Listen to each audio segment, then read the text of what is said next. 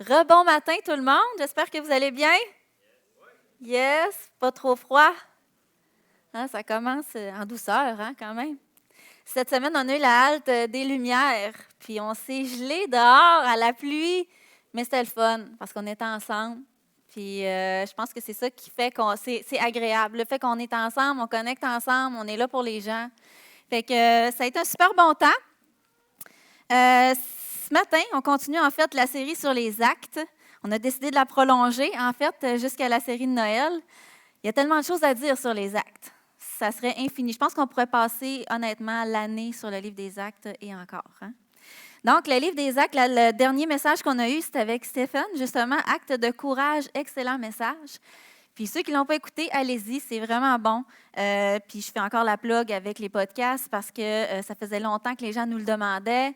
Il y avait moins de stabilité au niveau de la technique, mais là, on a Lyndia qui est là, qui enregistre chaque message, fait qu'on peut les rendre accessibles. Fait que merci Lyndia pour ça. On est super bénis. Fait que ce matin, c'est ça, on continue notre livre des actes. En fait, on voit un peu l'idée derrière cette série-là, c'est de voir un peu les actes. En fait, c'est les actes de Jésus qui continuent, mais sous une autre forme. Jésus, il a dit à un moment donné à ses disciples, il est avantageux que je m'en aille. Puis eux, dans leur compréhension, c'était un peu difficile. Pourquoi c'est avantageux? Non, Jésus, on veut que tu restes avec nous. C'est quoi cette affaire-là? Que tu repartes. Il a dit non, c'est avantageux. Parce que Jésus, il ne faut pas oublier qu'il était limité à son corps. Il était limité à son corps physique sur la terre avec ses disciples. Mais quand il a dit, il est avantageux que je m'en aille, je vais vous envoyer mon esprit. Je vais vous envoyer, en fait, c'est l'esprit de Jésus, l'esprit de Dieu qui nous envoie. Comme c'est extraordinaire, parce que ça veut dire que Jésus, finalement, il n'est pas limité seulement à un endroit, mais il peut être toujours avec nous tout le temps. Donc, c'était ça la promesse, puis c'est ça qui est arrivé. Puis, dans ma lecture de la Bible cette semaine, je suis dans Exode, puis je relis Actes encore et encore. Mais dans l'Exode 33, c'est ce que le peuple avait demandé à Dieu, dans le fait de dire, si tu marches avec nous, c'est comme ça que les gens vont savoir qu'on t'appartient, si tu marches avec nous. Puis Dieu se manifestait au travers soit de la colonne de fumée ou de la colonne de feu. On l'a vu avec l'Exode, la sortie d'Égypte. Le fait que Jésus, j'étais là, wow, c'est extraordinaire, Seigneur. On n'a même pas regardé une nuée, tu es avec nous.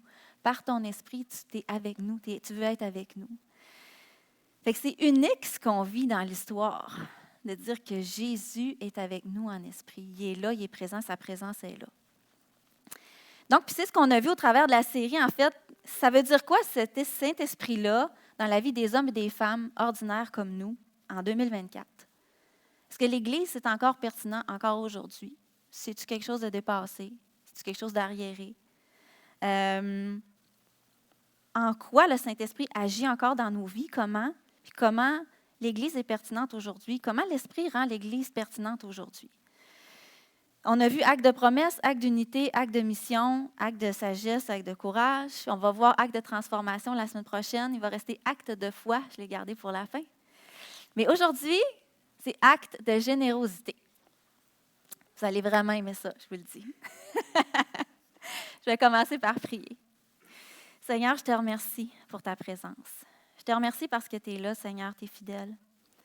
Seigneur, tu fais une œuvre beaucoup plus grande que ce qu'on peut comprendre, imaginer. Puis, Seigneur, on veut te soumettre nos cœurs ce matin.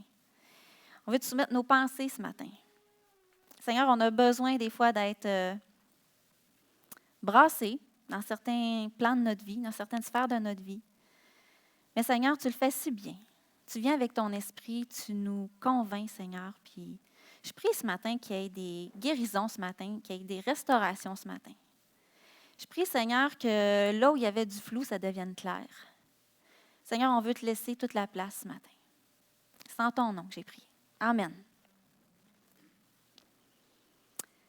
Le Saint-Esprit fait une œuvre. On l'a vu au travers de la série. Le Saint-Esprit, fondamentalement, il vient unir les croyants. Il vient nous unir à Dieu, mais il vient unir les croyants entre eux aussi. Il nous prépare pour la mission, il nous envoie en mission, il nous équipe pour la mission. On a vu tout ça, il nous donne du courage, de la sagesse. C'est vraiment le Saint-Esprit, on dit, c'est pas juste le consolateur. Oui, il vient nous consoler, mais il vient nous instruire, il vient nous conduire dans toute la vérité. Le Saint-Esprit, c'est la personne de Dieu. OK? Mais une des particularités aussi que le Saint-Esprit fait, c'est qu'il nous rend généreux. Pourquoi? Parce que Dieu est généreux. On a un Père généreux. Puis c'est un des fruits qui découlent de la présence de Dieu en nous.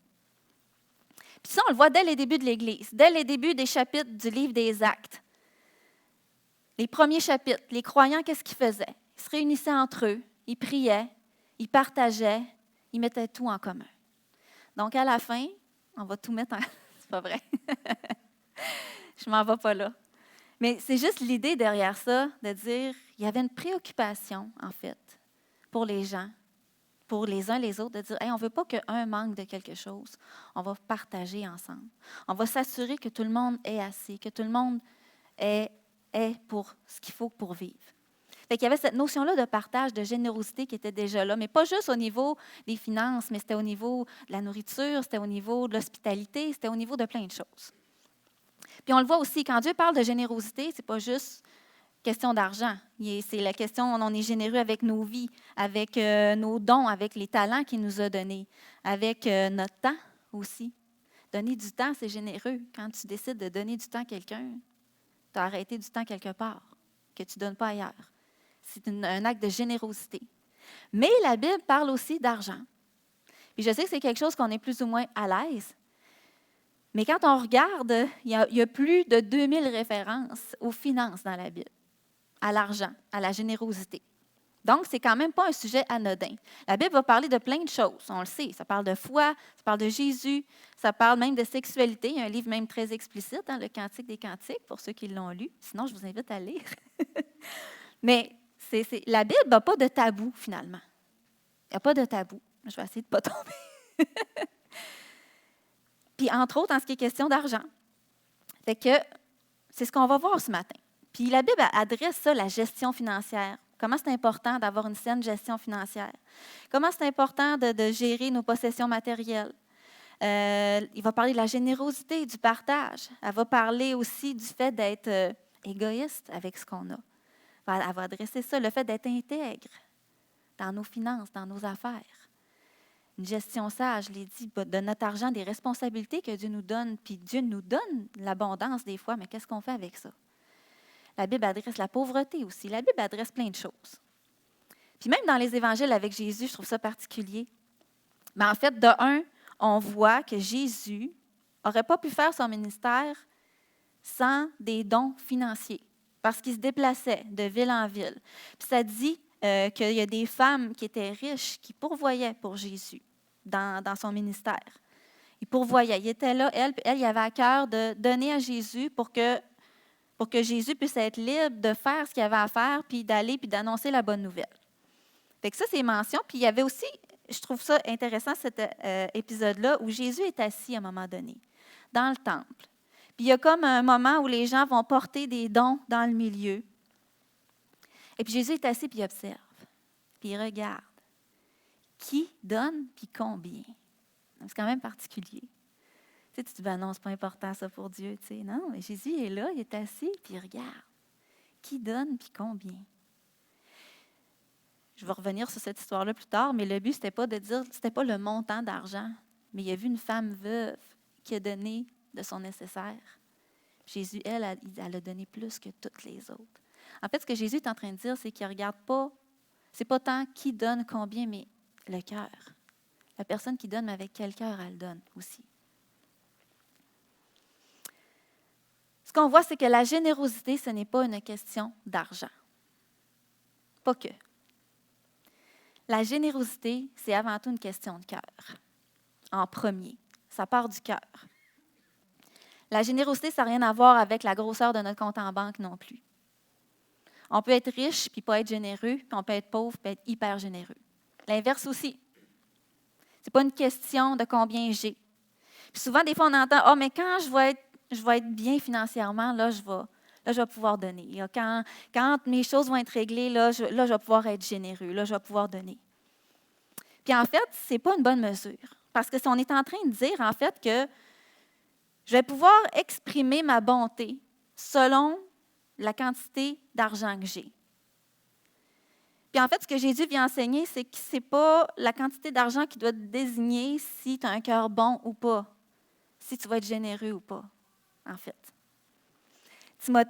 Paul l'adresse dans Timothée, il va dire l'amour de l'argent. En fait, c'est que je suis en train de placer ma confiance puis mon amour dans quelque chose, en fait, que je contrôle pas nécessairement, que je pense contrôler. L'amour de l'argent, en fait, c'était la racine de tous les maux. En s'y livrant, certains se sont égarés loin de la foi et se sont infligés eux-mêmes bien des tourments. Qui aime ça, avoir de l'argent ici? Moi, je lève ma main. Tout le monde, hein? Ben, je veux dire, tu sais, ça prend de l'argent pour vivre. C'est le fun d'avoir de l'argent. Je veux dire, puis ce que Paul adresse ici, c'est que ce n'est pas l'argent le problème. Ça n'a jamais été l'argent le problème, mais c'est l'amour de l'argent. Parce que quand tu aimes quelque chose, tu te lies à quelque chose. Puis là, ben, tu travailles pour cette chose-là. Puis tu te rends compte avec l'argent que ça ne sera jamais assez. Tu vas toujours en avoir plus. Il n'y en aura jamais assez. Puis à un moment donné, ben, c'est que ça qui va accaparer tes pensées, puis même diriger tes actions. Donc, le problème, ce n'est pas l'argent, c'est l'amour de l'argent. Puis tout le faux sentiment de sécurité que ça vient aussi avec. En fait, ce que Jésus est en train de dire, c'est que l'argent peut devenir soit un maître ou un serviteur, comme ça devrait être. Puis ça, c'est dans toutes les choses de notre vie, que ce soit nos téléphones, nos tablettes, nos occupations, les hobbies, peu importe, notre travail, nos relations. Est-ce que ces choses-là sont en train de me dominer ou ils me servent dans ma vie? À quelle place je les situe dans ma vie? Quelle priorité je leur donne? Jésus va dire qu'on ne peut pas servir 2 maîtres. Parce que tu vas aimer un, puis tu vas haïr l'autre. Il y en a un forcément qui va dominer sur l'autre. C'est impossible d'être égal. Il n'y a pas de rapport de force égal. Puis je l'ai dit tantôt, on a besoin d'argent pour vivre. Le monde roule avec l'argent. Le monde fonctionne avec l'argent. On règle beaucoup de problèmes et des souffrances avec l'argent. On paye les factures avec l'argent. C'est important. C'est l'amour de l'argent. Quand Dieu touche notre cœur, forcément, notre portefeuille va être touché aussi. Il n'y a pas beaucoup d'amen. Merci, Stéphane. Je vais prendre une gorgée d'eau avant de continuer.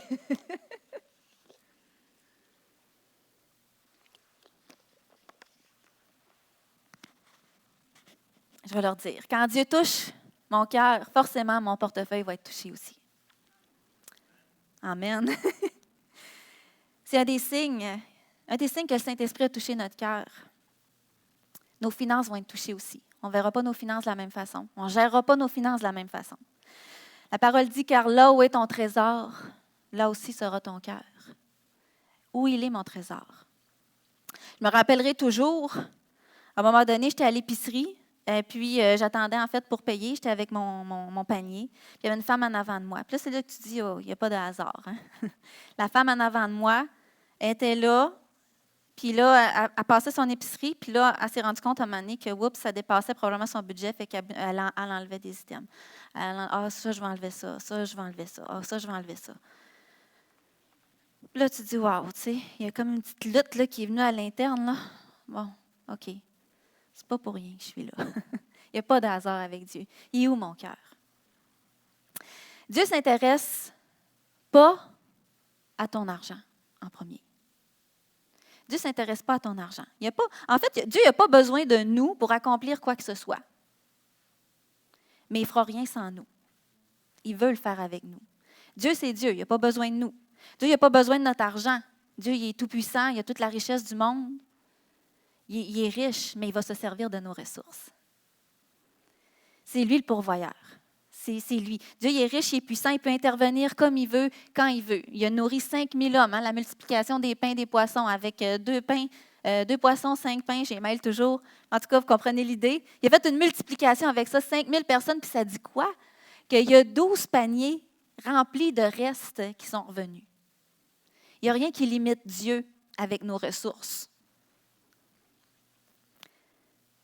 Il n'y a rien. Il a même dit à un moment donné, il était avec un de ses disciples, qui avait besoin de payer la taxe puis l'impôt, va pêcher le premier poisson que tu vois, puis ouvre-lui la bouche.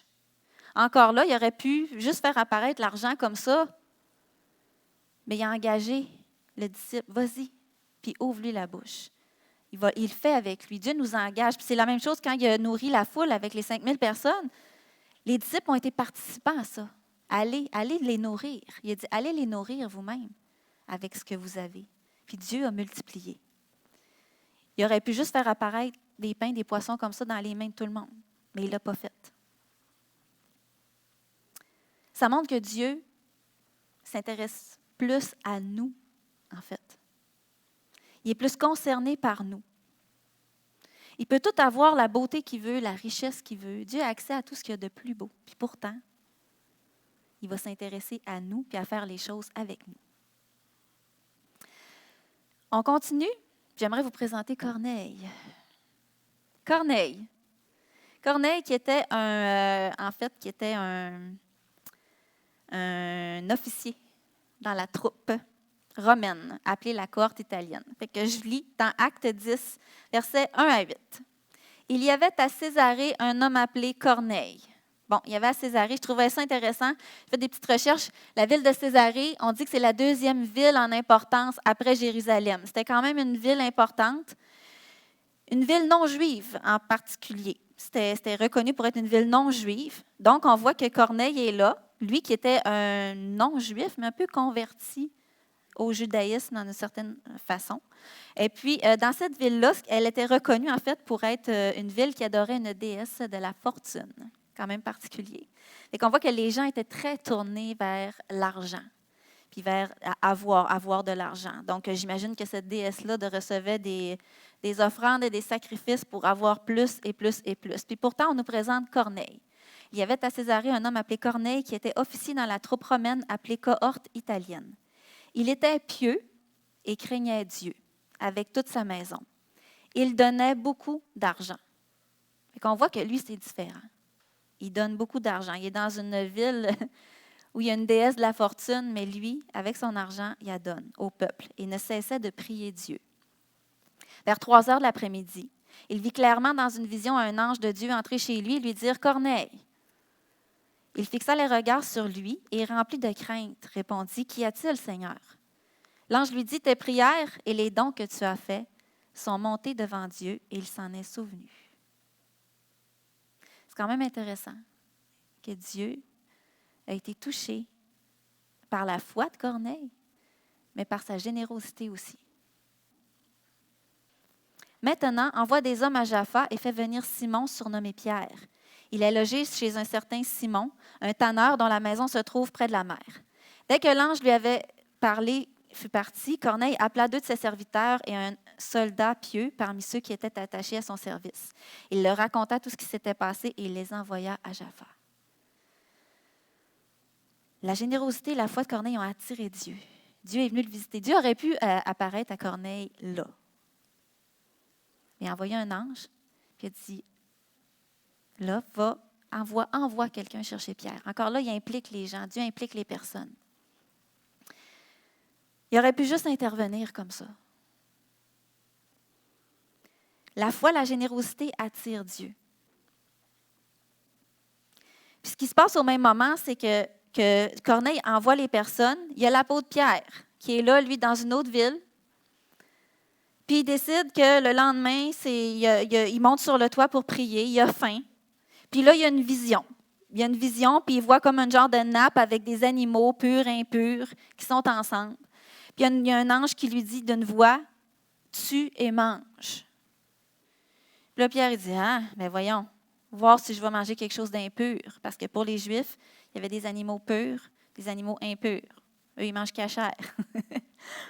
Donc, il dit, « Non, Seigneur, je ne peux pas faire ça. » Puis, encore une fois, tue et mange par 3 fois. Pierre, ça prend beaucoup de foi. Ça me rassure. Puis, à un moment donné, il a comme fait, « OK, Seigneur, sans trop comprendre. » Puis ça dit, il n'a pas compris sur le coup toute la signification de cette vision-là. Il n'a pas tout saisi. Mais, au même moment, il y a des hommes qui sont arrivés, justement, les hommes que Corneille a envoyés. Ils ont dit, on aimerait que tu nous suives. Corneille, notre maître, veut te rencontrer. Et puis là, Pierre n'hésite pas, décide de les héberger puis de partir avec eux le lendemain. Puis là, Pierre arrive. C'est seulement qu'arrivé sur place qu'il comprend que, wow, OK, là, je comprends que Dieu ne fait pas de favoritisme. Parce que là, il rentre dans une maison qui était supposée d'être impure parce que Corneille n'était pas quelqu'un de pur selon les Juifs. Il n'était pas juif purement juif. Il adhérait aux croyances des Juifs. Mais ce n'était pas un Juif. Donc, Pierre a comme tout s'est déclenché dans sa tête, puis c'est là qu'il a dit, OK, je vois que Dieu ne fait pas de favoritisme. Que je peux pas, on ne peut pas acheter Dieu, on ne peut pas impressionner Dieu, on peut pas. Ce que Dieu est en train de démontrer dans ce passage-là, c'est que peu importe tes origines, peu importe ton passé, peu importe d'où tu viens, peu importe ce que tu fais, c'est ton cœur qui va attirer Dieu. Puis c'est qui a attiré Dieu chez Corneille. La générosité de Corneille, c'est encore pire que ça. La générosité de Corneille est à l'origine de l'accomplissement, du début de l'accomplissement de la Grande Commission. Allez, faites de toutes les nations des disciples. C'est à partir de Corneille. Parce que quand Pierre a commencé à annoncer la bonne nouvelle à Corneille et à toute sa famille, qu'est-ce qui est arrivé? Il n'avait même pas fini de parler, le Saint-Esprit est descendu sur eux. Bang, réveil. Puis là, après, ça s'est répandu. La générosité déclenche l'action de Dieu. Ma générosité va déclencher l'action de Dieu dans la vie des gens. En 2005, on vivait une situation super difficile comme famille. Il n'y a pas juste eu 2005, mais entre autres cette année-là. C'était assez particulier. On a vécu la maladie, mais comme tout le monde dans la famille. Mon époux qui a failli mourir, avion Montréal, coma, tout ça. Ça a été vraiment comme, je ne rentre pas dans les détails. Ça a été difficile cette année-là. J'ai failli, c'est une année où j'avais mon deuxième enfant et j'ai failli mourir aussi. Ça a été aussi quelque chose. J'ai été malade, opérée, tout ça. Toutes les deux malades, perte d'emploi. Souvent, ce qu'on réalise, c'est que la maladie ne vient jamais seule. Puis, tous les aspects sont touchés souvent, hein, quand financier, tout ça. Fait que c'était comme une grosse tempête, on va dire, une grosse période. C'était noir, tu sais. Fait qu'on était là, puis je me rappelle, là, tu sais, fatigue, pas d'énergie, malade, pas de ressources financières. Puis je me voyais avec deux jeunes bébés. Puis Noël s'en venait. Puis je me rappelle avoir dit, Seigneur, tu sais, qu'est-ce que je vais faire? Tu sais, je n'ai même pas de quoi offrir à mes garçons. Je ne sais pas, Seigneur, comment tu vas nous faire passer au travers ça. Puis, ce qui s'est passé, en fait, c'est que Dieu s'est servi d'un non-croyant. Croyez-le ou pas. Dieu s'est servi d'un non-croyant. Il avait à cœur, lui-même vivait une situation difficile. Sa femme était en train de mourir. Puis Dieu a touché son cœur pour dire, mais moi, je vis quelque chose de difficile, mais je voudrais que tout ça ait un sens. Fait que je voudrais faire un don à une famille qui est dans le besoin. Puis il avait frappé à la première église qu'il avait vue.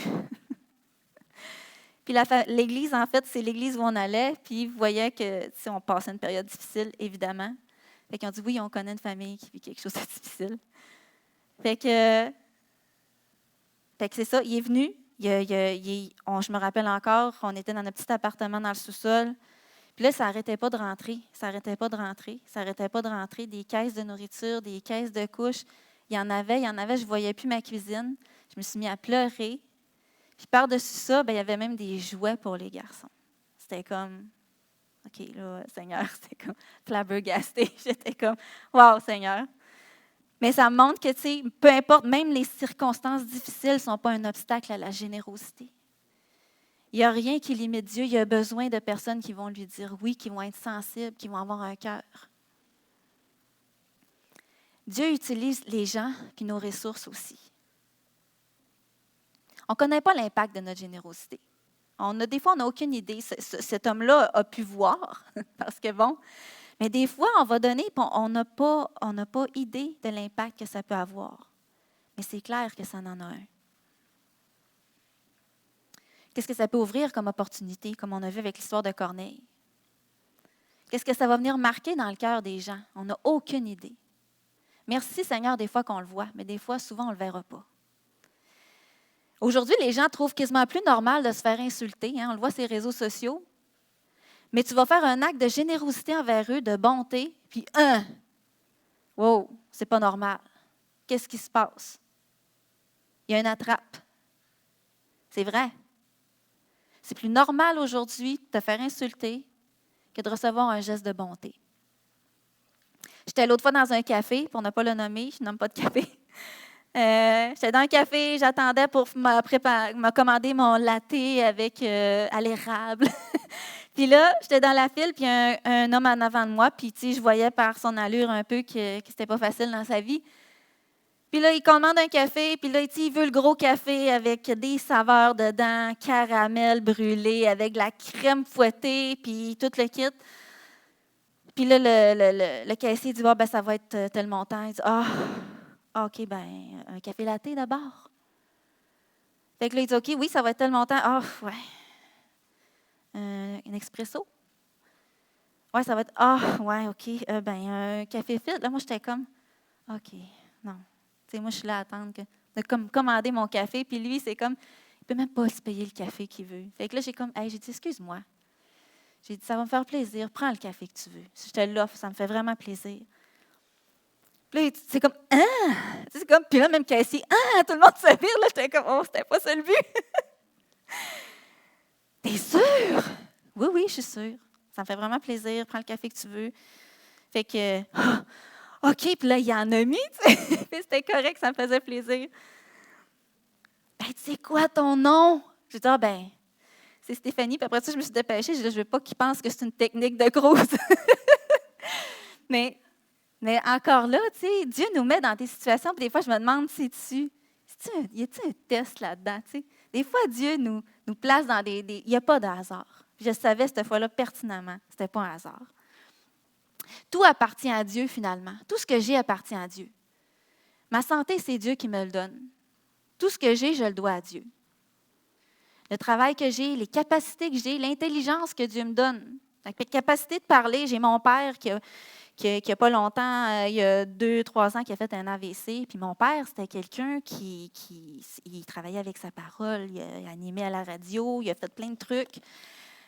Lui, sa parole, c'est important. Il a toujours travaillé avec sa parole. Puis là, il a perdu la parole. Puis je vois que, c'est dur pour lui, c'est extrêmement difficile.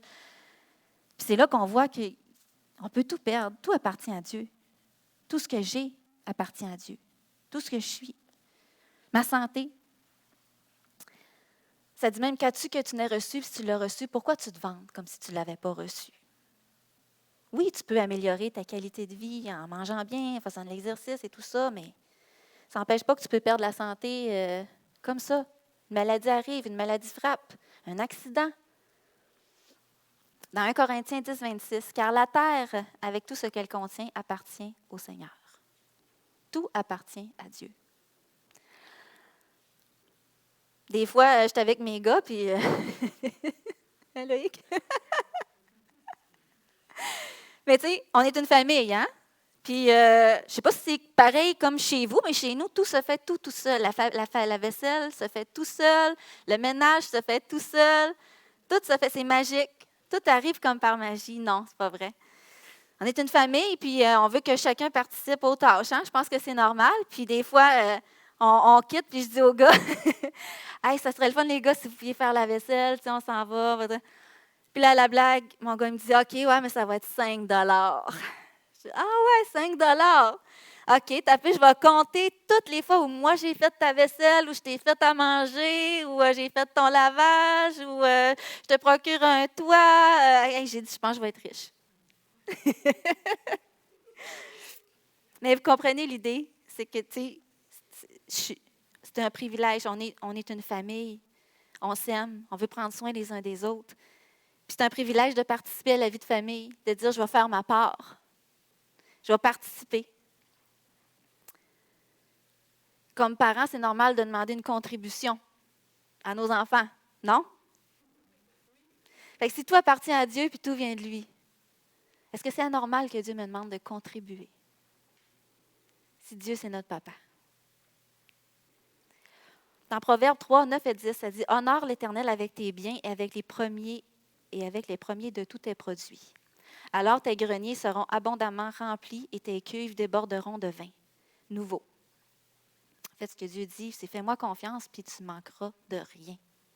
Ose me faire confiance. Tu vas manquer de rien. » On n'est pas dans... Je veux aussi adresser, tu sais, il y a une bénédiction au fait de faire confiance à Dieu. Puis une bénédiction de faire confiance à Dieu avec nos finances. puis de contribuer, il y a une bénédiction de rattacher à ça. Puis si on n'est pas dans une espèce d'interaction d'affaires avec Dieu non plus, c'est là que je vais aller. Là.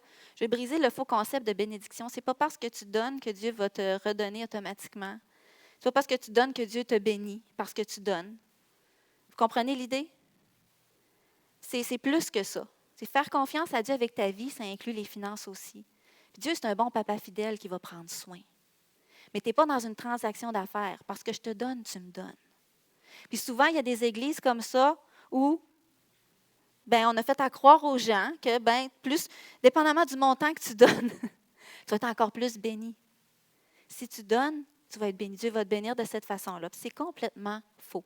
Ça, on appelle ça l'évangile de prospérité. Ce n'est pas ça que Jésus enseigne du tout. Dans Lévitique 27, 30, toute dîme de la terre, soit des récoltes de la terre, soit du fruit des arbres, appartient à l'Éternel. C'est une chose consacrée à l'Éternel.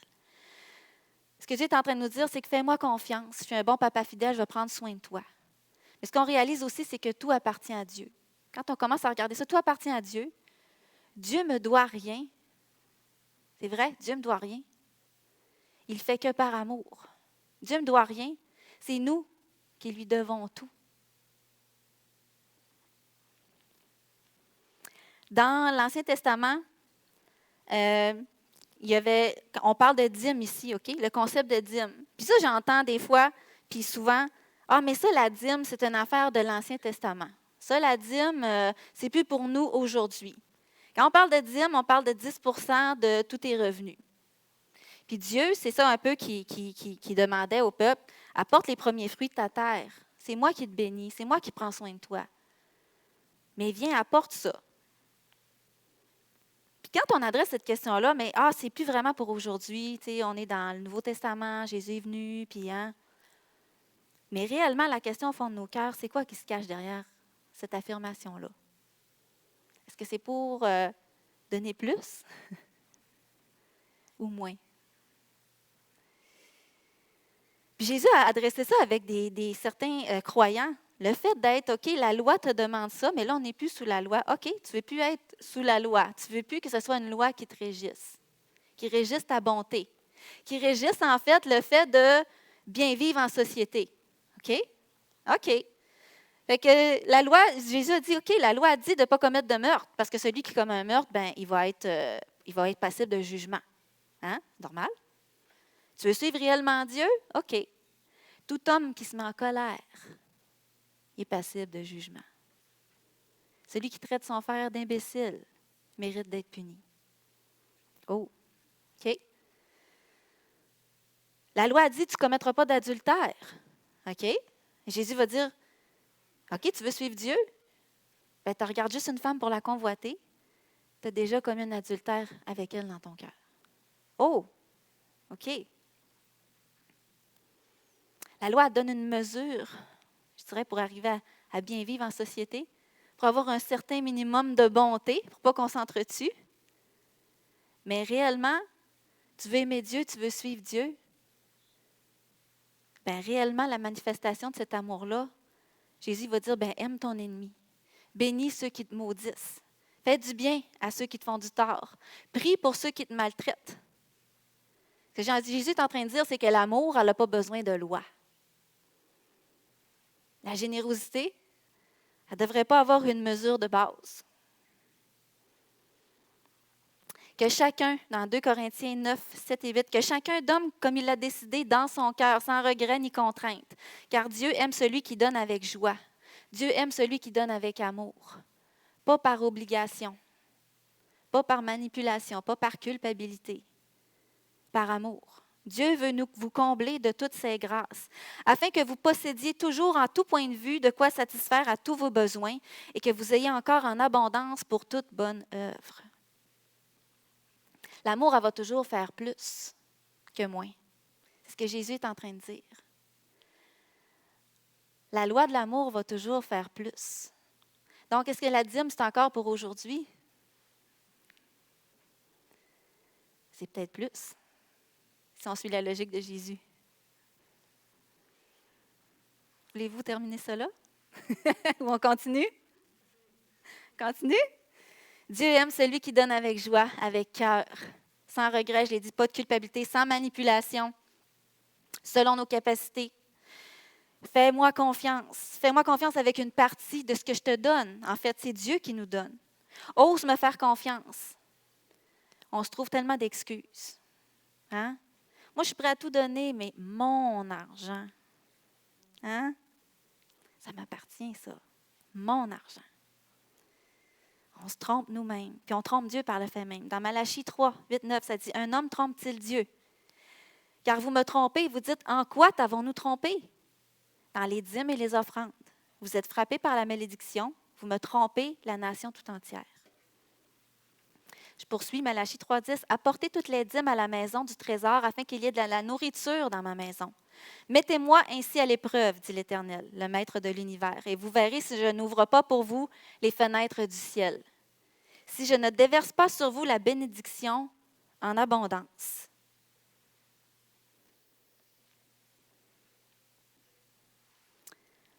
Dieu nous incite à donner, à être généreux. Puis il y a des causes qui vivent par des dons. Il y a beaucoup de causes dans le monde, s'il n'y avait pas les dons, ne survivraient pas, ne vivraient pas. Quand on pense à l'Armée du salut, il y a tellement d'organismes qui existent, de causes qui existent, qui changent le monde, qui viennent au secours de la pauvreté, de la misère sociale, parce qu'il y a des gens qui donnent. Mais l'Église locale aussi a besoin de dons pour vivre. Parce que c'est quoi la mission de l'Église locale, en fait? Je vous laisse répondre. C'est quoi?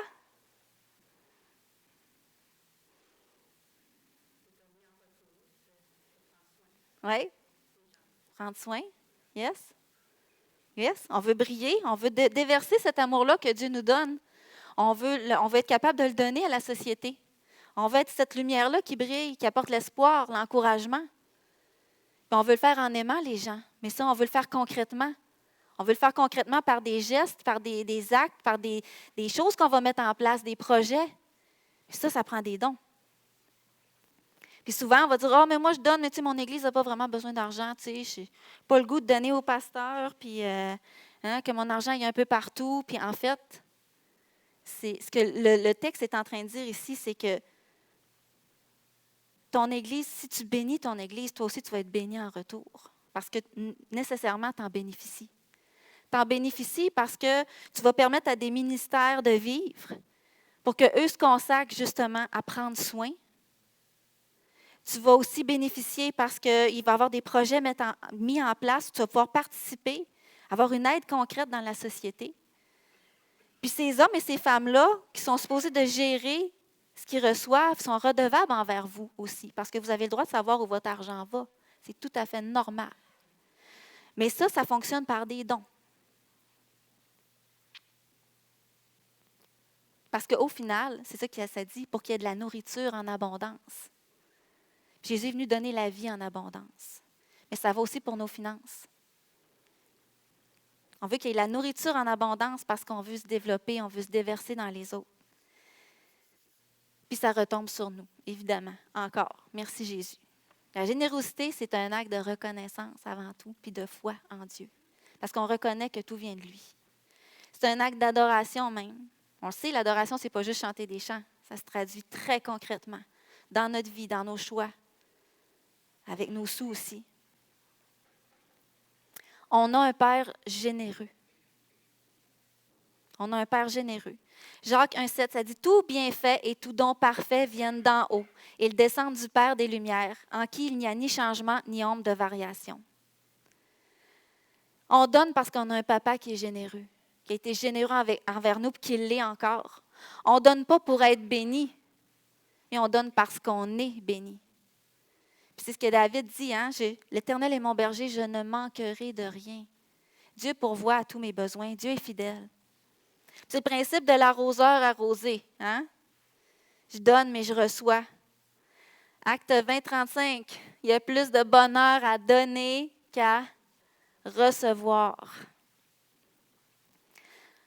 Parce que quand on s'aperçoit que quand on donne, on voit la lueur d'espoir, de la joie, qu'on apporte une paix dans des situations, dans des gens. Wow! Ce que ce geste-là produit, c'est extraordinaire. Puis c'est là que la joie vient. C'est wow! 2 Corinthiens 9, 10, 11, que celui qui fournit la semence au semeur, c'est qui fournit la semence au semeur?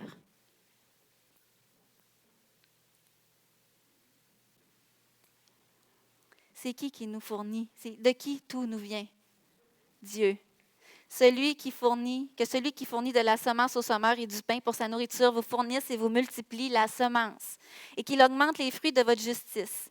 Ainsi, vous serez enrichis à tout point de vue pour toutes sortes d'actes de générosité, qui, par notre intermédiaire, feront monter des prières de reconnaissance à Dieu. Ça déclenche, en fait, la louange, de la reconnaissance. Ça monte vers Dieu, notre générosité, comme Corneille. Même chose. Ça déclenche de la louange chez les gens. J'inviterai les musiciens à venir pour la fin de mon message. Ça va?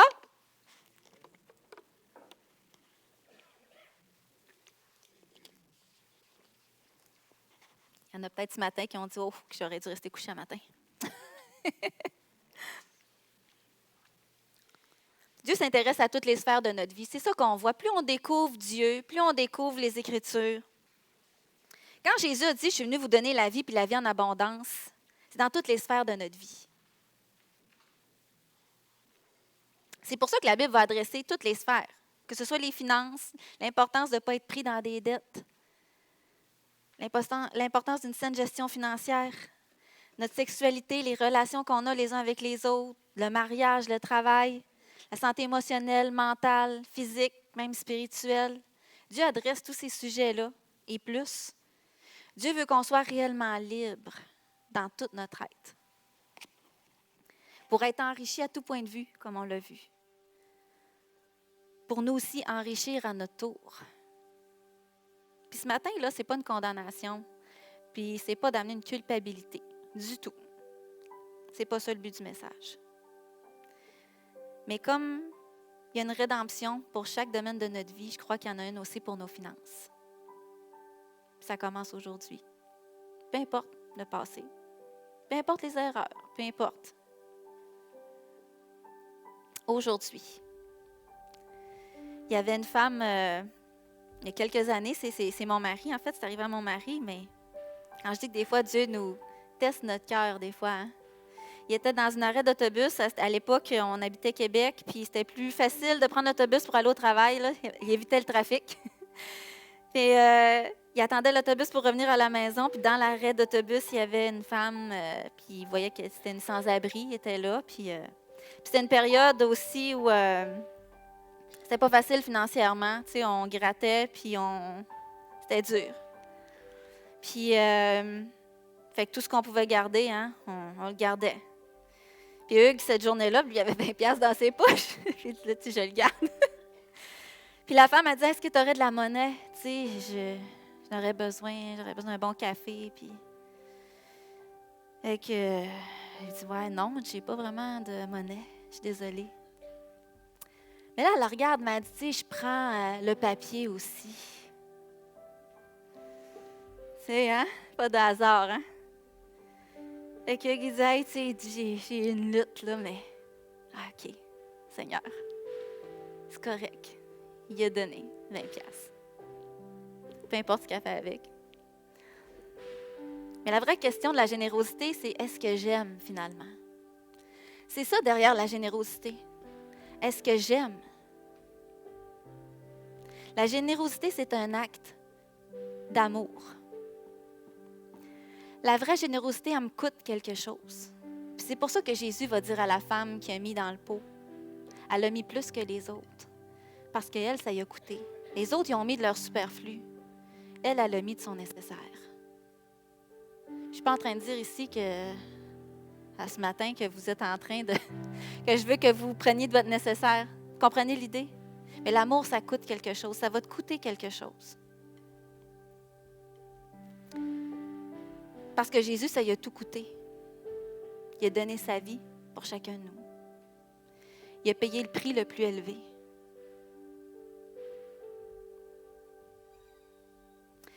Puis tu sais, on parle de Halte des Lumières, hein? On a eu ça cette semaine. Mais c'était un acte d'amour, ça. Aller se geler dehors à la pluie pour juste aimer les gens, Avoir un sourire, leur offrir chocolat chaud, café, bouillon de poulet. Même pas mentionner qu'on est une église, là. C'est juste, on veut juste prendre soin des gens. C'est un acte d'amour, ça. C'est un acte de générosité. Puis je l'ai vu, la générosité. Tout le monde qui ont participé, qui ont amené des trucs. C'était beau de voir ça. C'était beau de voir ça. Mais ça nous a coûté. C'est vrai? Ça a coûté. Ça aurait été mieux d'être dans notre salon à écouter Netflix, hein? Au chaud avec une doudou. La générosité, veut pas, ça fait partie de nous pareil. C'est pour ça qu'on lutte. Parce qu'on est créé à l'image de Dieu. Ça nous vient d'en haut. On peut arriver à donner sans amour. Paul va le dire, hein? Quand même, je donnerai tous mes biens. Si je n'ai pas l'amour, je ne fais rien. Mais tu ne peux pas aimer sans donner. C'est impossible. Si tu aimes réellement, tu donnes. Il y a une façon puis un moyen que Dieu qui utilise pour relâcher le ciel. C'est la générosité. Mais cet amour-là, elle coûte. Puis l'amour qui coûte, c'est celle-là qui impacte, qui transforme, qui touche, qui ouvre le cœur. Puis ça peut venir juste de Dieu. Puis pour ça, Dieu a besoin de nous. L'Église a besoin de nous. Il y a plus a besoin de nous. Est-ce que j'aime? Puis pour aimer, on ne peut pas se forcer à aimer, hein? Pour aimer, il faut être rempli de la source d'amour, qui est Dieu. Dieu aime, Dieu nous aime. Puis c'est un de mes versets préférés de la Bible, c'est l'apôtre Paul quand il parle dans Éphésiens 3. Il prie, c'est sa prière pour les croyants. Il dit, je prie que vous soyez enracinés et fondés dans l'amour de Dieu. C'est ma prière, c'est ce qui est le plus important. Je prie que tu sois enraciné puis fondé, parce que c'est ça qui va te faire comprendre l'amour de Jésus. Mais pas juste qui va te faire comprendre son amour, c'est que tu vas être rempli de toute la plénitude de Dieu. Ça parle ici de relation. Dieu il aurait pu créer des robots qui obéissent au doigt et à l'œil. Mais ce n'est pas de l'amour, ça. Parce que dans l'amour, il y a de la liberté. Dans l'amour, il y a la liberté. Puis une relation vraie, c'est une relation pleinement libre d'aimer. Il n'y a pas d'obligation ici. Dieu oblige personne. Il n'oblige personne à donner. Son amour ne changera pas. Il n'oblige personne. Mais il veut qu'on soit pleinement libre de le faire avec amour. Parce que l'amour, elle coûte. Ta relation avec Dieu, elle coûte. Elle coûte quelque chose, ça te coûte du temps. Tu veux connaître Dieu, tu vas mettre du temps à part. Ça va te coûter. Ça va te coûter lire ta Bible, ça va te coûter parler à Dieu, avoir des moments pour recevoir de lui aussi, ça va te coûter. Mais c'est ça, l'amour, c'est ça la relation. Acte de générosité. Puis je refuse, moi ce matin, je finis avec ça. Le Saguenay, c'est reconnu pour être des gens au cœur dur. Puis j'ai souvent entendu des personnes, des ouvriers venir, puis se faire avertir. « Wow, tu s'en vas au Saguenay, bonne chance. » Des gens au cœur dur. Bonne chance. Mais moi, je refuse ça ce matin. C'est pas vrai. Je refuse ça. Je brise ça ce matin. Que le Saguenay, c'est des gens au cœur dur. Le Saguenay, c'est des gens au cœur généreux. Puis je sais que Dieu va faire une œuvre, parce que c'est là où les cœurs sont les plus durs que Dieu va se glorifier le plus. Fait que je refuse ça ce matin. Je refuse qu'on est né pour un petit pain aussi. Je refuse que le Saguenay, il n'y a pas de ressources, c'est pas vrai. Dieu va faire une œuvre qui va nous dépasser. Mais Dieu a besoin de nous, par exemple. Il a besoin de nous, il a besoin de notre cœur, il a besoin de notre engagement. Puis si vous êtes comme moi ce matin, vous avez besoin d'être transformé dans votre cœur encore, d'être touché dans votre cœur. Je vous invite à vous lever.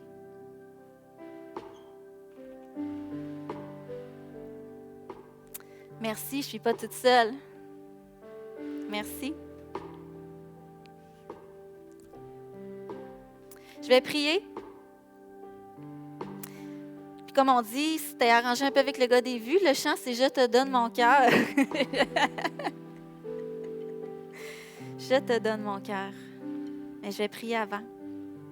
Puis ce matin, je veux briser la honte puis la culpabilité par rapport aux finances. Je sais qu'il y en a qui sont prêts avec la honte. La honte parce qu'ils ont vécu toutes sortes de choses, relations malsaines avec l'argent, puis c'est souvent des choses qu'on ne dira pas parce qu'on est gêné. On a honte. Mais Dieu, il ne vient pas culpabiliser, il ne vient pas condamner. Dieu, il vient libérer, il vient convaincre, il vient restaurer, il vient guérir. Puis ce matin, c'est un matin pour ça. Et j'ai prié pour ça. Seigneur, merci. Merci parce que ta parole apporte la vie, Seigneur. Puis ce matin, c'est ça qu'on veut recevoir.